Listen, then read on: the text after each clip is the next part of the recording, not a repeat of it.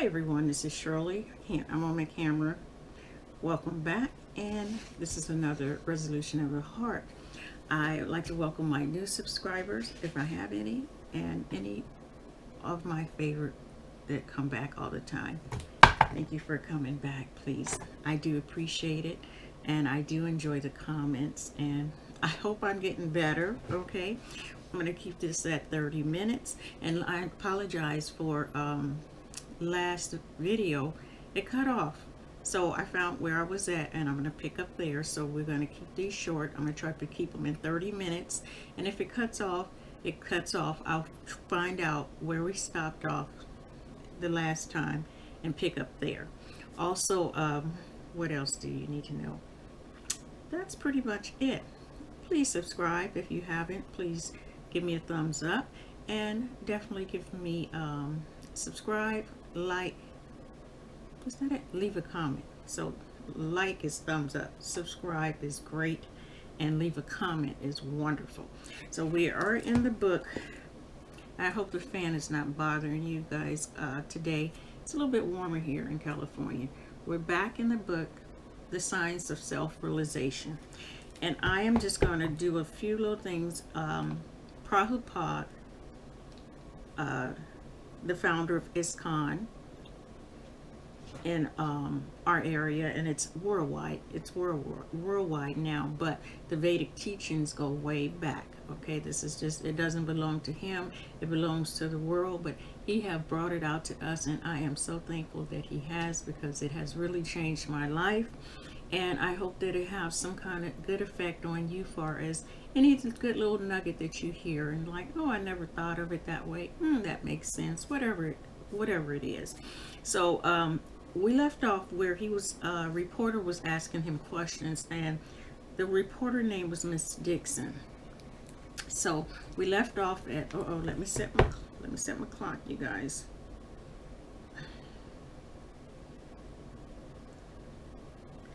Okay, let's get started. So Miss Dixon, her question was to Prabhupada was, and please go back if you haven't. Could you please tell me a little bit about your life and how you knew that you were the spiritual master of Krishna consciousness movement? Srila Prabhupada, this is speaking. It's a two-way type of session going on here, back and forth. My life is simple. I was a householder with a wife and children. Now I have grandsons. When my spiritual master ordered me to go to the Western countries and preach the call of Krishna consciousness, so I left everything on the order of my spiritual master, and now I am trying to execute his orders and the orders of Krishna. So we see there, that's just not his order, the spiritual master, but it's Krishna's order that all mankind know the truth. And when I do that, that's my little take on it, okay? Miss Nixon, how old were you when he told you to go to the West? Srila Prabhupada, at our first meeting, he ordered me to preach Krishna consciousness in the West. I was then 25 years old, a married man with 2 children. I tried my best to carry out his orders and started managing Back to Godhead magazine. Now that is a wonderful magazine, and that magazine I have subscribed for the last 2 years. I've been having issues with my mail company, you know, the post office, when it was just really bad. You guys probably experienced that, but my magazine do come on a regular basis. Is every 2 months you'll get a magazine, and it's the thing that I take with me, like when I go to the laundromat or do something like that. You can carry it with you. You know, if you're going to stand in a line, you can just stand in a line and read the magazine. So I will show you that at the end if I have time. So I tried my best to carry out his orders and started managing Back to Godhead magazine in 1944. When I was still in household life, I started writing books in 1959 after retiring from family life. And in 1965, I came to the United States. Miss Nixon, you have said that you are not God, and yet it appears to me as an outsider that your devotees treat you as if you were God. Srila Prabhupada, yes, that is their duty, because the spiritual master is executing God's orders. He should be respected as much as God, but just as a government officer should be respected as much as the government because he executes the government's orders. Even if an ordinary policeman you have to respect him because he is a government man.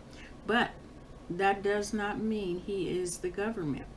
So, okay, I'm not going to say the Sanskrit. The spiritual master is to be honored as much as the supreme Lord because he is the most confidential servitude of the Lord. This is acknowledged in all revealed scriptures and followed by all authorities. Miss Nixon, I also wonder about the many beautiful material things that the devotees bring you. For instance, you left the airport in a beautiful fancy car. I wonder about this because Srila Prabhupada that teaches the disciples how to regard the spiritual master as good as God. If you respect the government representatives as much as you respect the government, then you must treat them opulently. If you respect the spiritual master as much as God, then you must offer him the same facilities you would offer to God. God travels in a golden car. God travels in a golden car. If the disciples offer the spiritual master an ordinary motor car, it would not be sufficient because the spiritual master has to be treated like God. If God comes to your home, would you bring him an ordinary motor car or would you arrange for the golden car? Now, I like that, and I'm pretty sure some people could say, well, that's how we get all these bad preachers and this and that. Well, when I look at it, if you're representing God, and your teachings and the teachings are correct, and many have benefited from it, not just here today but many years before and beyond, would you, if you had and you could, you would give God your best. So if you have someone who's teaching and you want him, you're picking them at the airport in this beautiful car, that represents a lot. Would you want your minister to be in a beat up butter, I don't know, I don't even know the word, beat up car, No, you would try to bring the best. You wanted to get him there, from here to there. You also want to show that respect, that this is someone important, okay?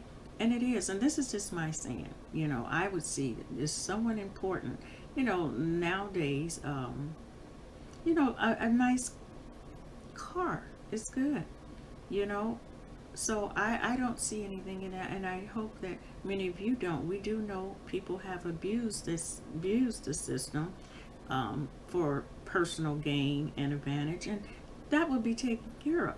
That is not for us to worry about it, charlatans, I guess, but we have to look, if you're in a spiritual search, you do have to make sure you learn as much as you can about the organization and the people. Now there also is going to be things, because we're not perfect, but there are going to be mistakes made, but we have to have a forgiving heart if the person is sincere.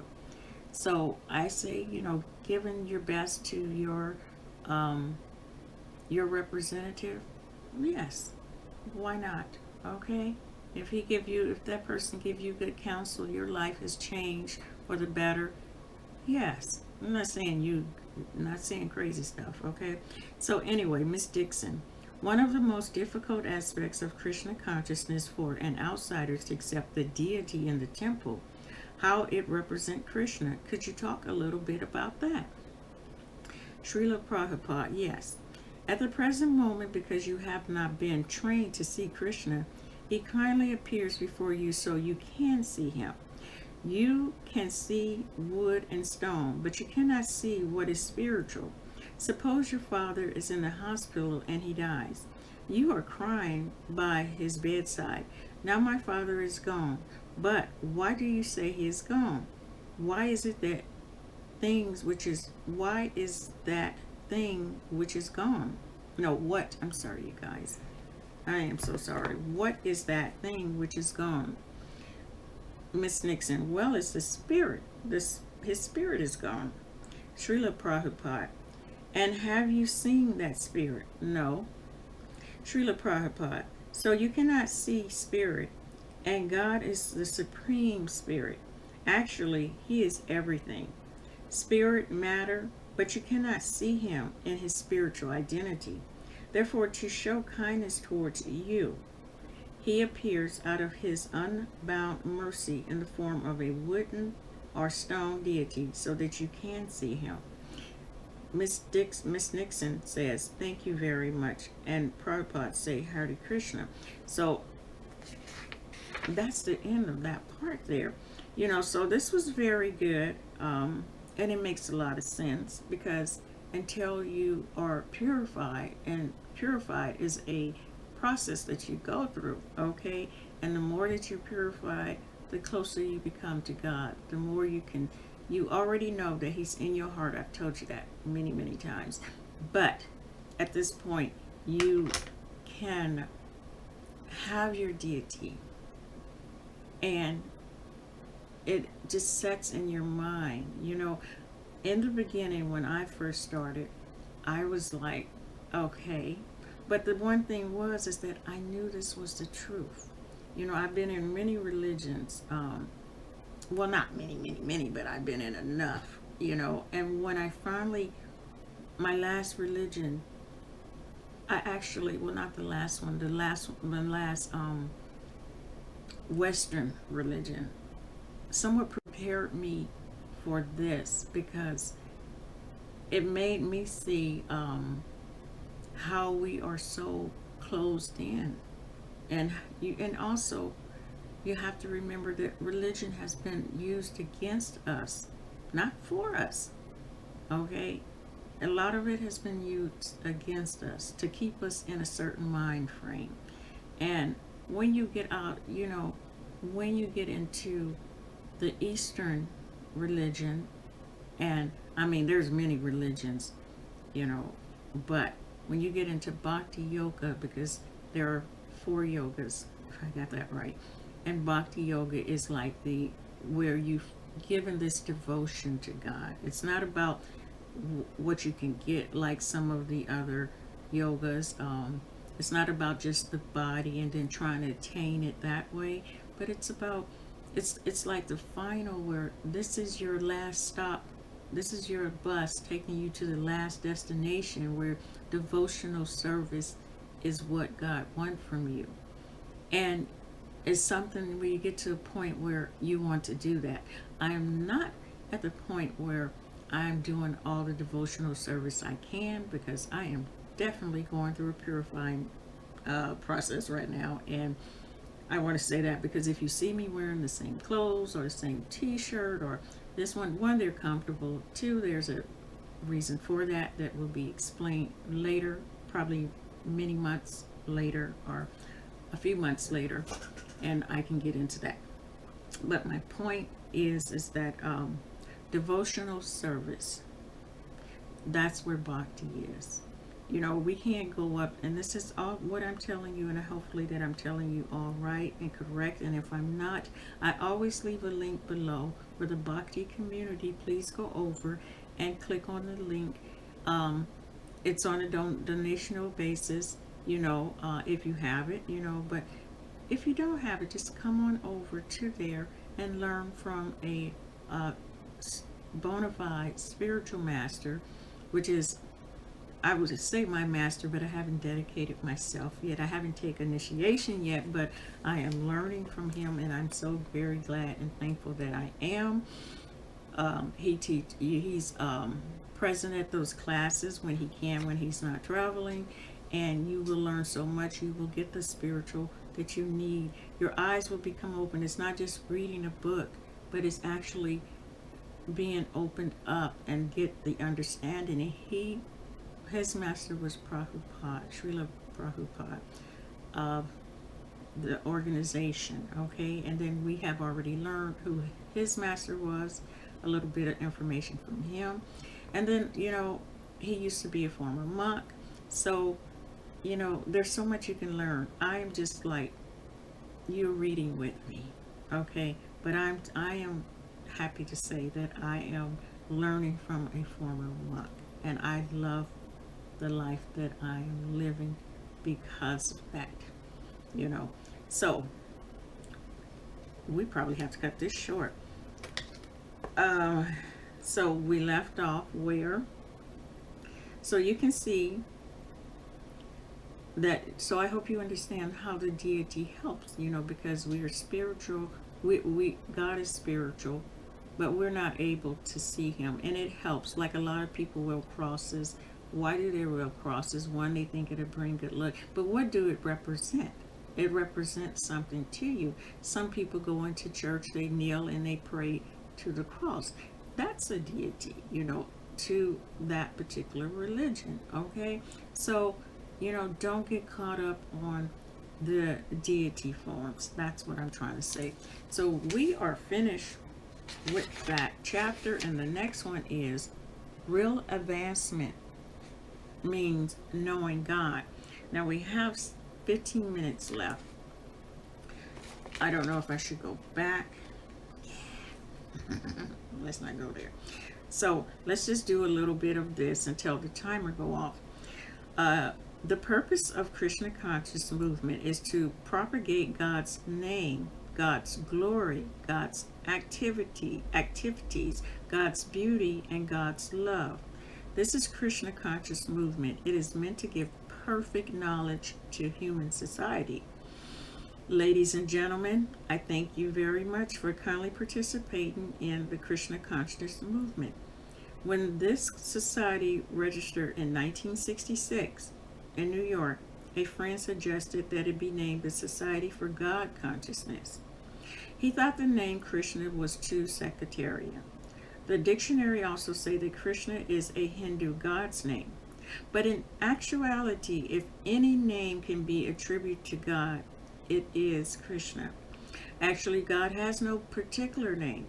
By saying he has no name, we mean that no one knows how many names he has. Since God is unlimited, his name also must be unlimited.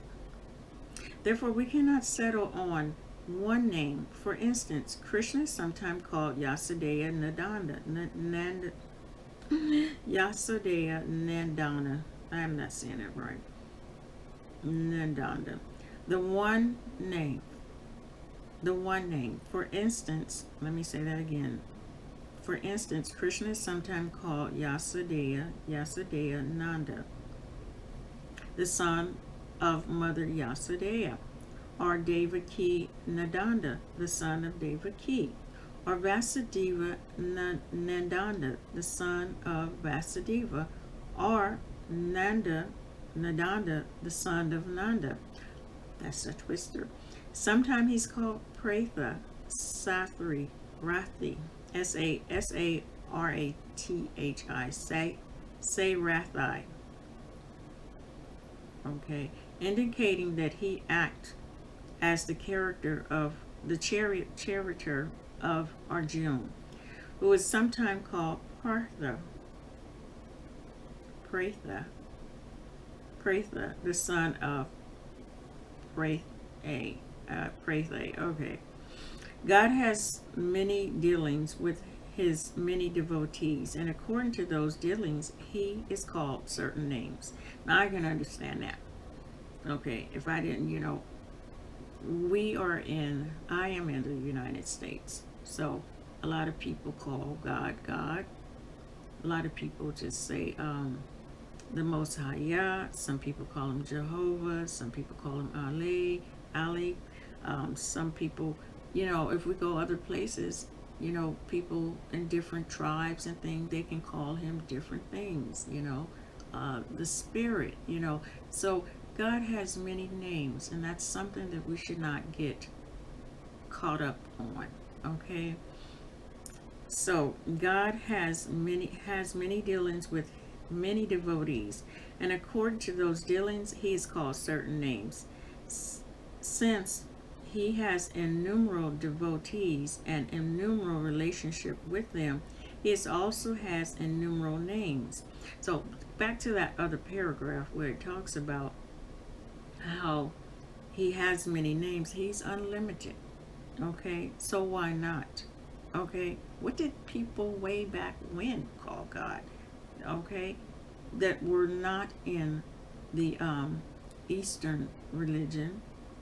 Um, what did they call him? We don't know, but they might have called him something. Look at the Egyptians. I mean, they had many names for God. Okay, so just don't get hooked up on the name and understand that God is unlimited. Okay, so since he has innumerable devotees and innumerable relations with him, he also has innumerable names.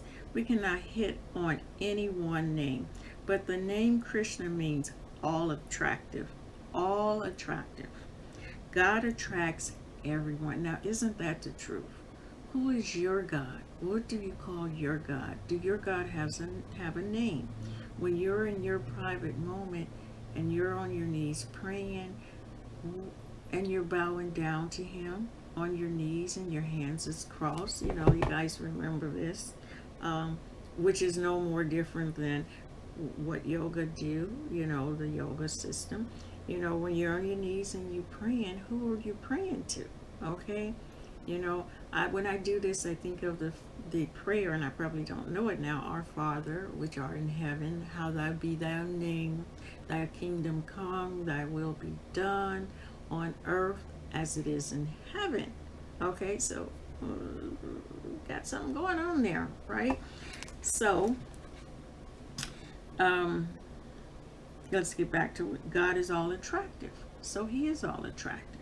Okay, and that was one name in that prayer, God. They didn't say his name, they said the title. Okay, God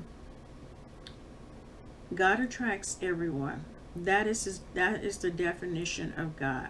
We have seen many pictures of Krishna, and we see that he attracts the cows, the calves, the birds, the beasts, the trees, the plants, and even the water in Vrindavan. He is attracted to the cowherd boys and the gopis, to Nanda Maharaj, to the Pandavas, and to all human society. Therefore, if any particular name can be given to God, the name is Krishna. Okay, now some of those things that we hit on in here, you don't know about the gopis, the Pandavas, the cowherd boys, and we can't go into here. And I'm not that well off from the top of my head to go through all that. So, Parasara Muni, I think I'm saying that right. Parasara Muni is a great sage and the father of Vasudeva, who compiled all the Vedic literature, gave the following definition of God. And a Sanskrit, but past that, Bhagavan, the Supreme Personality of Godhead, is thus defined by Parasara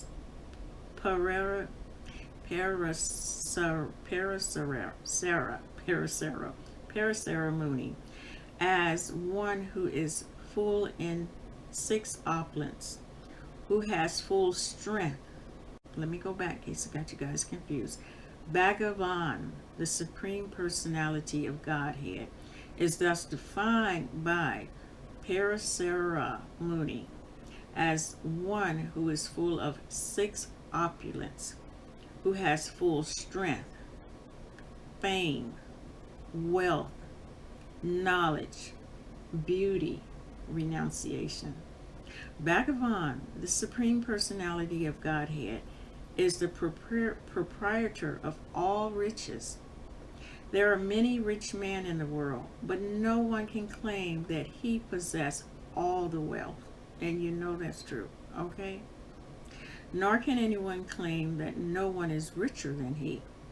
We understand from the Srimad Bhagavatam, however, that when Krishna was present on this earth, he had 16,108 wives. That's a lot. There's reason behind that.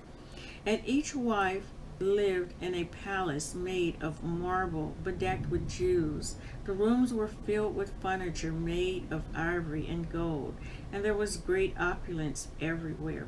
Now, I'm going to stop there for a minute. Now, let's just think about that. If we go back, and Miss Nixon was asking Prabhupada about, well, what about this gold car? You know, look like they're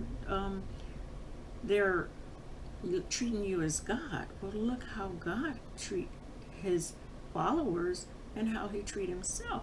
You know, God made everything, everything on this earth. Okay, from the pearls that men find. I've never had a real pearl that find in the ocean. From the jewels that's found around the world, the gold. Who made that? God. And rightfully, he should be able, when he came on this earth and his wife, present all that beauty, because he represent all things. Let's get back, for I run out of time. 6 minutes. So we were saying, so Krishna was present on earth. He had 16,108 wives, and each wife lived in a palace made of marble and bedecked with jewels. The rooms were filled with furniture made of ivory and gold, and there was great opulence everywhere. This description are all given vividly in the Srimad Bhagavatam. In the history of human society, we cannot find anyone who has 16,000 wives or 16,000 palaces. Nor did Krishna go to one wife one day and another wife another day. No. He was personally present in every palace at the same time. This means that he expanded himself into 16,108 forms. This is impossible for an ordinary man, but it is not very difficult for God. If God is unlimited, he can expand himself in unlimited forms. Otherwise, there is no meaning to the word unlimited. God is omnipotent. He can maintain not only 16,000 wives, but 16 million and still encounter no difficulty. Otherwise, there is no meaning to the word omnipotent. These are all attractive features. We experience in the material world that if a man is very rich, he is attractive. Is that not true? You know, when you think about it, what do? We watch TV. We listen to these people. Maybe some of the stars, the superstars. I don't know if they call them that. And they get on these reality shows. What do? We watch them. Okay, they're very attractive to us. They have a lifestyle that we don't have. Okay, so they have that, and it's like God is the ultimate attractive. He attracts everyone. So let me get back. So these are all the attractive features. We experience this in the material world, that if a man is very rich, he is attractive. In America, for instance, Rockefeller and Ford are very attractive because of their riches. They are attractive even though they do not possess all the wealth of the world. How much more attractive then is God, who is the possessor of all riches? Similar, Krishna has unlimited strength. His strength was present from the moment of his birth. When Krishna was 3 months old, the Putana demon attempted to kill him, but instead she was killed by Krishna. Now I want to say, because you might say, well, God is not human, and there's all stories to this. If you want the Krishna book, definitely you can learn about all these. I can't go through the Krishna book with you, but there's so much to learn about Krishna.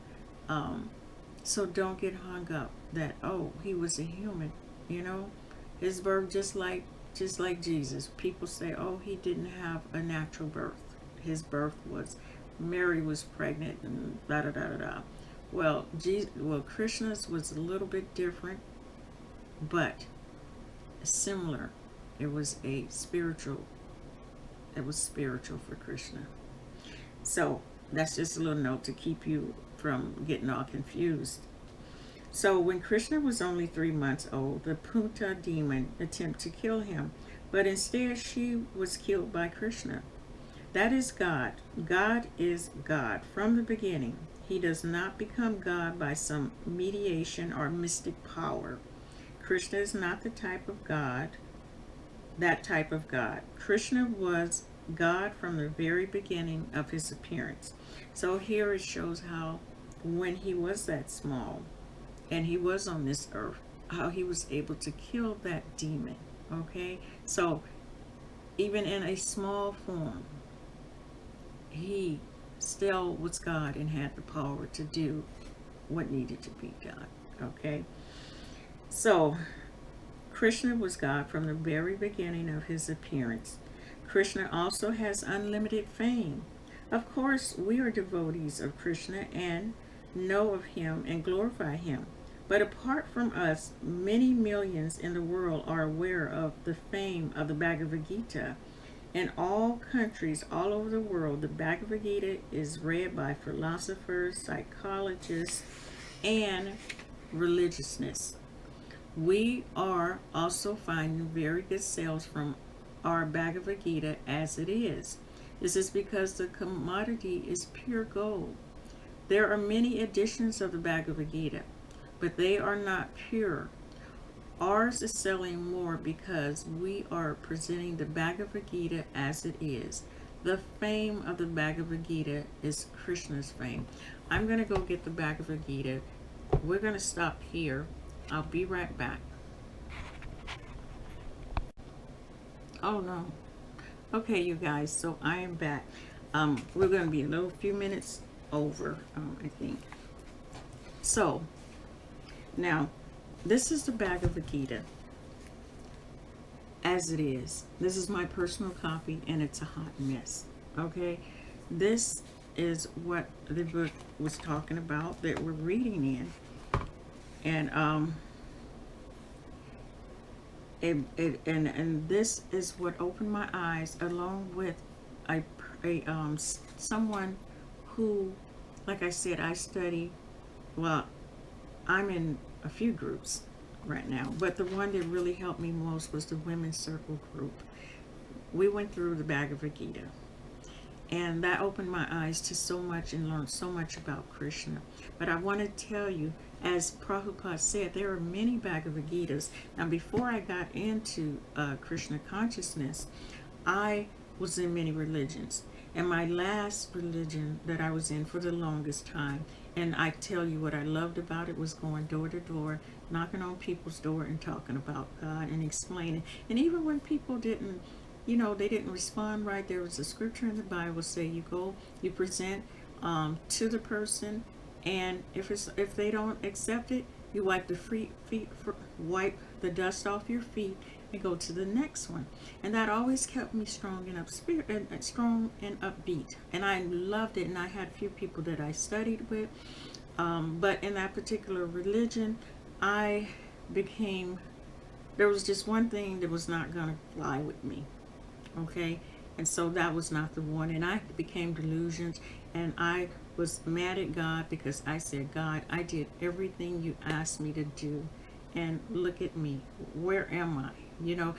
Totally the wrong mentality. But, and one other thing was I didn't have, everybody, it was for them. And they were clicking and moving. It was for them, but it wasn't for me. I never felt what felt real. So, once I was delusioned for many years, my oldest son was in high school, and that was it. And I said, I'm through. But God has a way to open your eyes up, because once you know him, you will not forget him. Okay, you might be mad, you might be whatever, but you will not forget him. And one day you will call on his name, or he will tell you it's time for you to get up out your funk. And so I think that's what happened with me, and he called me right on time, because I came across a Eastern philosophy, and I had to make sure that, well, it actually, yeah, let me tell you how this started. I came across the Eastern philosophy. First, I was studying, I was looking at a lot of, I can't think of his name, Sri Ramanand, I think that's his name, and Papa G, a lot of his videos on YouTube. And it was connecting to me somehow, but still, I have to put this out here, as a woman of color, I just not see myself in that group. But then I guess God will make a way. And so then Muji G was someone, he's of color. I think he was from Jamaica. He studied under Papa G. And it was like, oh my God, I saw someone look like me, someone that, and I could understand part of what he was saying when he said it. Some of the other stuff just sort of flew over because it was not for me. It was not where it didn't touch my heart. But he opened up a little door, and God just opened up that little door for me to go through it. Okay, so I had to delete one file in my phone. So you know, he I before I'm like, okay, before I get involved in all this stuff, let me go and see where this person is. So I went, and the experience was okay. The experience was good. But then I had some issues that I have never talked about, and it had nothing to do with him, but it was just some issues that happened. Okay, so after visiting him, I came back, and at that point in time, when I came back, I was a little, I think God had to shake you up sometime, and I was shook up again. And then, but there was one thing I remember, was that Muji was always talking about at the end of his, I don't know, his lectures. It wasn't even really lectures. I mean, it was so many people there. It was like really big, where it was not intimate. I mean, it was just like going to a coliseum, and you have all these people just there, and I mean, there was just no real anything, except for your open heart, if that was for you. He did have um, I guess maybe an ashram. I don't know if that's the right word, where people would come and they would do their yoga and they eat whatever. I just seen all that on TV. I didn't actually visit that. I was at the big crowd thing, and it wasn't personal or anything, but you could ask questions, and this and that and all that kind of stuff. But anyway, what I'm trying to say is that at the end of those lectures, he would always say, if there was time, well, let's go into the Bhagavatam, and he would just pick a scripture. He would just flip it and get to a thing. So after I was delusional with him, I remembered the Bhagavad Gita. So I went to the Indian store, and it took months to get over that. I went to the Indian store, and I bought a Bhagavad Gita. It was this one here. And so what I would do was, because I was going through a lot, actually, no, let me back this up a little bit, is that when Muji came was a perfect time, because that's when my husband had passed away. Then I had went to meet and see what he was all about. And the reason I think that was good, because I was at the right type of what was right for me. I just wasn't in the right place. You know what I mean? I was in the right environment. Like, that's why I say, you have to, I hear people say, and I hear my gurus say, and I hear other ones say, you have to find the master, the right master, because not all are right for you. And you somewhat, in my personal experience, you'll get that feeling. And I gotta pop on the head with mines with Muji, but I have nothing bad to say about him. I have his picture in my living room, tapestry, because I want to remember how I got from there to here. So I have it, but that I bought that when I actually went there, and or did I order it? Anyway, you know, at that time it was good for me to have it. So um, at that point, my husband passed away. This was the perfect religion for me, far as the Eastern religion, far as the way it's set up. But I didn't find the master, but I knew what he was saying. There was some good from it, but it always seemed like something was missing. Every religion I went to, there was something missing. I mean, and somehow my soul knew it something wasn't there. Something was being kept out, something that they possibly didn't know, whatever it was. But it all turned out good because, you know, when I met Muji, that helped me a little bit. So after that experience, you know, when I was going through my grieving period, I had bought the bag of Vegeta from the secondhand store. I didn't buy a big one because I was like, whoa, I don't know if I can understand that. So what I would do was, you know, there was always something going on, always something going on in my world, in my mind. You know, the pain was so bad and so hard. And then I had, you know, you have other situations that was going on, but it wasn't as bad. Later, all those other situations became worse and worse, as they always do, and then in time they get shut down because that's what God do. He shut it down. Okay, so I would take this book here. I don't know if you can see it. I can't tell. I would take this book here, and you know, whatever I was going through, I would just be on my knees and I would be praying, not to a deity or anything because I didn't know anything about all that, but I would just be praying, and then I would flip to a page. Just take it and flip to a page, and for some reason or other, that page would always give me it would always clear up.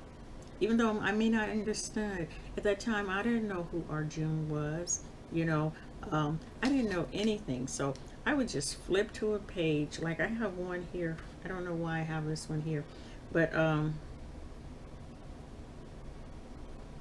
you know, it just was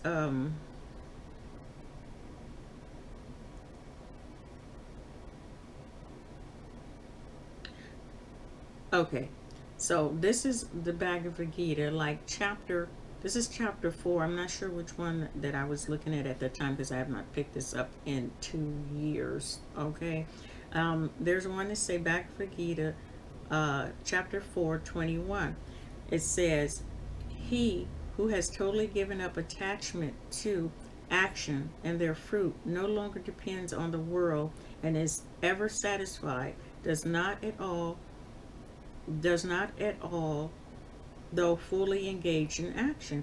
Now, what do that mean? Okay, so now when I go, I have been, you know, taught. That's why you can't just read stuff on your own because you don't know. Because I didn't even know that this was all this that was happening was in a war. But okay, we're going to go in here and we're going to look at that very same chapter. 4. I'm going to say 420, 405, 419, 420. Okay, now let's see how it's said here. And then Prabhupada has the purport to break down this to you, so you don't have to go on your own understanding, which is speculation, so you don't have to get yourself confused and you don't have to get someone else confused. So, abandon all attachments to the result of his activities, ever satisfied and independent, he performs no fruit of action, although he engaged in all kind of undertakings. Purport.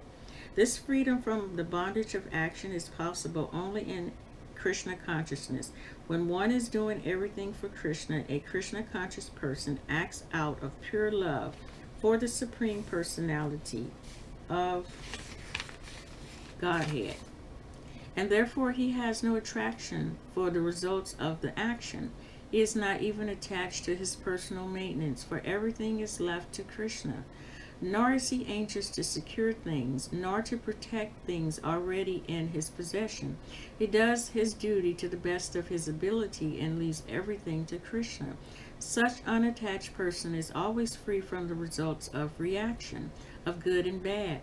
It it is as though he were not doing anything. This is a sign of a karma, or action without fruit of reaction. Any other action, therefore, devoid of Krishna conscious, is binding up the worker, and that is the real aspect of Vikarma, as explained herein before. So now, out of that little verse prior, you would never got that.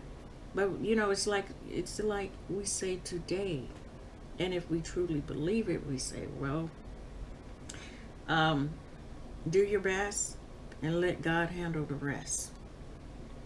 Okay, it's that. But I would have never gotten that out of any other Bhagavad Gita, because every Bhagavad Gita, they put what they want on it. Okay, they're not all from the correct discipleship. That's what I'm trying to say. So all that is to say is that the Bhagavad Gita is the stepping stone. It's the stepping stone, and I'm so thankful that I was able to meet up with the devotees, after my situation, and it has changed my life, and it's continuing to change my life. My life is not about um, just getting more things and getting more things. Now, I do still have little hobbies, and they're all over the place that I haven't completed, but you still be yourself. As I'm learning is that, but you offer these things up to God. You're not hoarding this, and you're not trying to, as it said, you do your best, and that's what you do. And you don't occur any other karma to it. But if you're constantly doing certain things, you are adding more karma. We have to put God in our life. It's not just sit down and say our daily prayer. It's not just sit down at the table and thank you for this food. It is thank you for everything. I'm going to do this, and I'm going to do this in your name. Whichever way it goes the way according to how God wanted to go. And sometimes things look like, how in the world is this going to benefit me? I mean, I still say that today. I mean, there are still things that come upon me that I'm like, how is this a blessing? And I look and I think, I hear my fellow brothers and my fellow sisters, I put it that way, and my guru, and they when they give lectures and they say, well, it's a purifying process, and I somewhat laugh at myself a little while ago, not now, because God is showing me that they are right. That purifying is not like wash all the stuff away and it disappear. No, that purifying is, you're gonna go through it. Okay, you're gonna go through it. And where is your faith? Is it making you closer when you're going through that? Are you running that way in terror, or are you going closer to God? And that's part of the lesson I have learned. I would never have said that what I'm going through is purifying. I would be like very upset, very angry, and not handling it correctly. I still, I was going to say, I still don't know if I'm handling it correctly, but I'm doing it the best that I can, what I'm going through. And I hate to say what I'm going through. What is put in front of me is purifying. So, can I keep my mind and my eye on God while I'm going through whatever I'm going through? That's the thing. Can you do that? That's important. That's that relying on Him, not relying on yourself. That don't mean, as I constantly hear from the devotees, that doesn't mean that you're a doormat. No. But you do the best you can, whatever situation, and you rely on God.